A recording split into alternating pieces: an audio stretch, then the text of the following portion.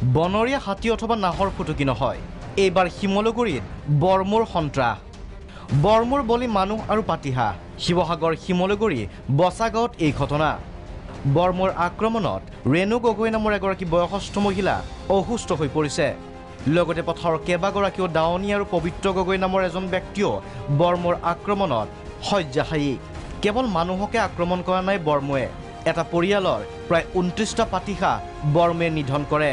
এই মৌজাকে শিমলুগুৰি বচাগাঁৱত এক বিস্তৃত অঞ্চলত সন্ত্ৰাসৰ সৃষ্টি কৰিছে। বৰ্তমান বন্দৰৰ পৰা পৰিয়ালসমূহক ৰক্ষা কৰিবলৈ ঘটনাস্থলীত উপস্থিত হৈছে প্ৰশাসনৰ লোক।